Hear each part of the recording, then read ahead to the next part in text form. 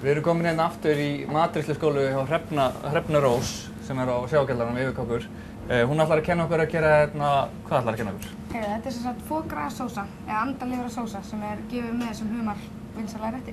Það hljómar ansi vel og hvað gerir til að gera þessa frægu sósu? Það er sem sagt, í grunninn er bara salatalaukur og hvítlaukur og lemongrass og chili. Þú ert bara aðeins búinn að saxa yfir þetta? Já, rétt svona. Með fína hnífniðinu? Nákvæmlega. Og svo tekur maður þurrkrydd sem sagt anís og kardamómur.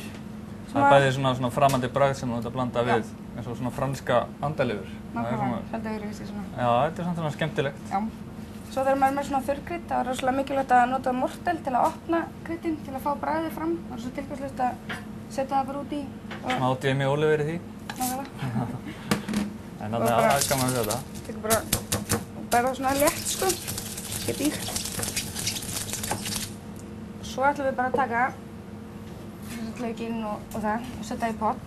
Svo þarf að svita það svona rétt. Já, og setja það aðeins á pannuna bara? Já. Og hvað gerir þú? Þú bara hitar upp á þessu? Já, bara rétt svita laukinn upp úr fitu, sem sagt olíu og smjöri. Svo flott eitthvað svona svitað, er það raunin bara létt steika? Já, það er svona smakamál sko? Nákvæmlega. Mér finnst persónulega best að gera rólega. Þá kemur sem sagt vökvinn innan úr hráefninu og karamellast í eigin safa. Eins og laukur. Bræðið út úr chili, lemongrassinu. Í staðinn fyrir að gera þetta á hérna, já, nákvæmlega. Kemur fram að bragðið úr hráefninu ef maður gera það hægt eða þannig. Já, og svo er það sem sagt kardamómurnar og anísinn fyrir út í. Svo er búin að merja við mortelinu. Nákvæmlega. Það er komið hérna lykt út allt eldhús, anís og kardamómur. Og maður bara rétt svona leyfir þessu að þetta sé ekki svona 10 mínútna prósess. Já. Þú vilt frekar taka þetta rólega en að vera að brenna þetta utan á. Já, nákvæmlega. Og halda öllu bragðinu inni.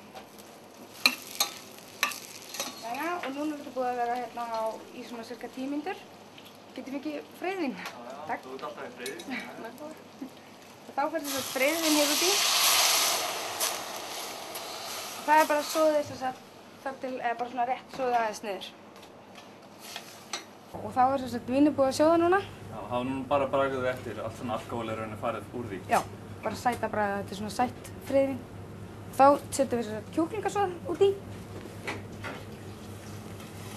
Og þetta þarf að sjóða alveg í allavega 2 klukkutíma. Ef við ekki þá bara treysta fólki eftir 2 tíma að klára sósuna með hverju, sagðirðu? Já, svo setjum við rjóma út í lokin og smjör, þetta er að montera, að þykkja sósuna með smjöri. Og svo tökum við andalifur hérna og... Það er bara svona rétt áður en að við berum hana fram. Já. Þá segir bara Hrefna að þú ert búin að gera frábæra sósu, það er bara klárt.